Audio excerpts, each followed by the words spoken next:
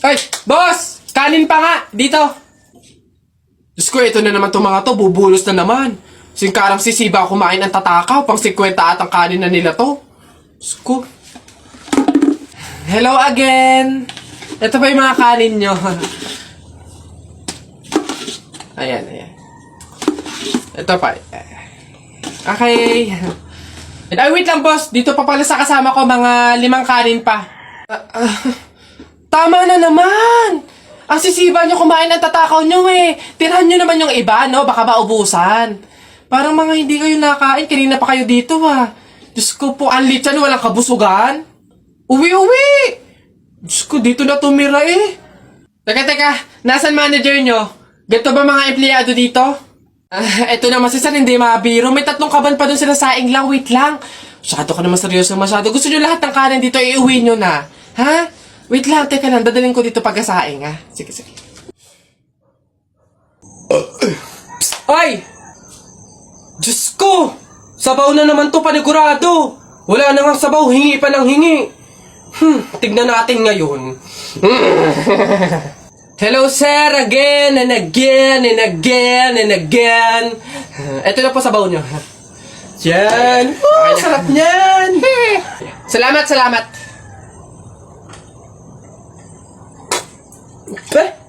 Hoy! Ay, sir, bakit? Hoy, ano to? Tubig to, hindi to sabaw. Ay, sir, alam ko. Ang usapan kasi, sabaw. Hindi klase ng sabaw. Aba, bastos to. Palitan mo to. Sasabi ko sa'yo, palitan mo to. Ay, wow! Kayo pa tong galit, ha? Malamang ubos na yung sabaw namin. Kakahingi nyo. Pang 100 sabaw lang naman yung hiningi nyo kanina. Kaya naubusan na kami. Kapal naman ito. Buto-buto na nga yung ulam nyong manok. Para lang mapakinabangan nyo yung only rice namin. Kaya ka nagsisabaw dyan. Ha, ganon. Anong gagawin ko dito? Hindi mo alam yung gagawin mo. Ako alam ko. Isabaw mo yan sa only rice mo. Gawin mong sabaw tubig. Face ito. Ano ba yun? Tagal naman na order ko. Ay, ayun na. Hello, sir. Ito na po order nyo. Oh, ayan. Oh, ayan. Okay na po, 812. Hoy, teka, halika. Ay, sir, ano yun? Bakit dito ako kakain sa daon ng saging? Paltan nyo to. Nasaan ba yung manager nyo? Tawagin nyo nga. Ay, sir, good day po. Ano pong problema dito? Yan kasing service crew nyo, dito ako papakainin sa dahon ng saging. Ay, sorry sir, mali yun na ibigay. Dahon ba yun ng saging? Mali, dito pala dapat. Yan. Sa plastic kayo kumain. Ababastos nyo ha, ano ba problema ha? Hindi ko kasi alam kung bakit dito nyo ako pinapakain sa mga to. Hindi mo alam, sir? Tignan mo yon. Ha? O, diba, CCTV? Ikaw lang naman yung lagi naming nahuhuling nangunguha ng mga plato namin. Hiyang-hiya naman kami sa'yo, ang kapal na mukha mo. Naubos na yung mga plato namin dahil sa'yo. Hindi ko alam kung bakit ang hilig-hilig yung manguha ng mga kasangkapan ng mga fast food chain. Tapos magtatanong ka pa kung bakit diyan ka namin pinapakain. Swerte mo pa nga may kakainan ka eh. Kainin mo yan. O basta mga pare, ganito ang plano ha. Kapag andun na tayo sa mga inasal, isang PM1 na only rice lang yung o-orderin natin. Isa lang ha. Tapos PM2 na hindi naman only rice. Makakatipid na tayo nun guys kasi doon sa order na only rice tayo, hihingi ng mga kanin. G? Okay? G. Oh, good day mga sir. Excuse me, order kami no? PM1 isa na only rice. Tapos, PM2 na hindi naman only rice, 3. Hoy kayo. Sinong maloloko nyo, ha? Wala na kayong maloloko dito. Alam na namin yung mga strategy nyo. Since mahal yung only rice, isang only rice lang yung o-orderin nyo. Tapos yung iba, mga mumurahin na. Ngayon, pag naubos yung kanin, tsaka nyo pupuntiryahin yung isang only rice lang na order nyo. Bubulos kayo ng bubulos, iisa lang naman yung in-order nyong only rice. Sinong maloloko nyo? Hindi. Simula ngayong araw na to, hindi na mangyayari yung ginagawa nyong ganyan. Kung sino lang yung umorder ng only rice, siya lang yung kakain ng madaming kanin. Ay, bawal ba yun?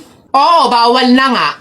Ngayon, kaya wag na kayong magtangkang magdaya-daya dyan mga abutan ng kanin nyo na yan dahil pababantayan ko kayo. Pasok! Kala nyo tignan natin ngayon. Hoy guys, wala na tayong kanin. Hindi tayo lahat pwedeng humingi ng kanin kasi isang only rice lang naman yung order natin. May nagbabantay pa. Hoy, nakikita at naririnig ko kayo ha? Tigil-tigilin nyo yung bulungan nyo at pandadaya nyo. Sabi ko sa inyo, kung sino lang yung umorder ng only rice, siya lang yung kakain ng madaming kanin ha? Anak! Nay, bakit? Matutulog muna ako saglit. Ikaw muna magbantay sa burol ng lolo mo, ha? Wag na wag mong iiwan yon. Dapat daw laging may kasama yon. Ha, bakit naman dapat laging may bantay? Pamahiin. Pag daw iniwan mo yung patay dun sa kabaong, papalitan daw yan ng puno ng saging ng mga engkanto. Sige, Nay. Naantok na ako O siya, sige na. Lolo, inaantok na talaga ako. Pasensya na. Matutulog muna ako saglit. 5 minutes lang, ha? Di naman siguro totoo yung mga pamahiin na yan. Enkanto. Sige. Oh, bakit walang bantay dito sa burol? Ang lolo! Lolo! Sinasabi ko na nga ba? Nay, bakit anyari? Wala na yung lolo mo. Ha? Wala na sa kabaong si lolo? Oh? Sabi ko naman kasi sa'yo, bantayan mo Kukunin nyo ng mga engkanto at papalitan ng puno ng saging. Kasalanan na ng mga engkantong yan. Babanatan ko yung mga yan. Puno na lang ng saging na natira, lola. Oh, di mabuti, Nay. Ha? Bakit? Di iwas gastusin. Makakatipid. Wala na tayong ipapalibing. Nay, pasalamat nga tayo sa mga engkantong yan. Sila na bahala dun kay lolo O sige na, papakancel ko na yung lupang lilibingan ni lolo. Hello? Cancel na po yung lupa. Hindi na po kami magpapalibing. Okay. Salamat. Tipid ng 50K. Lala. Basta kahapon, pumunta ka. Ay, nakagat ko yung dila ko. Ang sakit. Hala, bigay ka ng number, bilis. Ha? Number 4. A, B, C, D. Hala, letter D. Ibig sabihin, iisip ka ni letter D. Si Dodong yan yung crush mo? Nay! Hindi naman. Hindi ko na naman crush yun. Asim-asim ni Dodong ikaw nga, tinan mo yung yung ilong mo nagpapawis. Ibig sabihin daw niyan selosa nagsiselos ka siguro pag may kalarong iba si Mark Jun, no? Hindi naman ako selosa.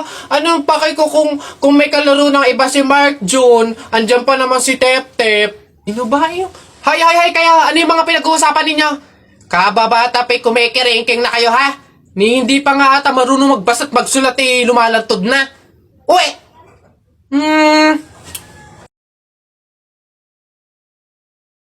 Uy, pre, naihihina ako. Uy, gagi, pre, ako din. Tara sa McDo tayo maki-CR. Bawal dito, public place Tara. Dito. Ayun, okay. Uy, teka. May pwesto ba kayo dong lamesa? Wala po. Pagkain, umorder ba kayo? Ay, wala din po. Ayun, dali. Alam na namin yung mga ganyan nyo. Hindi naman kayo mga umorder, pero pupunta kayo dito para maki-CR lang. Tapos iiwan yung makalat, iiwan yung madumi, tapos kami yung mapupurwisyo. Hindi na pwede mga ganyan nyo. Kung gusto nyo maki-CR, 20 pesos, sa akin na bayad. Ay, ganun po ba? Sorry po. Ay, ito po, boss. Hindi nyo na kami mauuto. Yun sa'yo. Ha? Ay, ito po yung sa akin. Pasok. Teka, saan ka din pupunta? Sa CR, bakit? Sus, panigurado nakiki-CR lang din to. Again, hindi na po libre ang CR sa McDo. Kung gusto nyo, magbayad kayo ng 20. Buti nga 20 nga lang. Libre na tissue, libre na sabon, libre na tubig. Swerte nyo nga, 20. Akin na. Sorry, what? I am the manager here and who are you? Bago ka lang dito? Ay, sir, sorry, hindi ko po kasi alam. Patay. You're fired.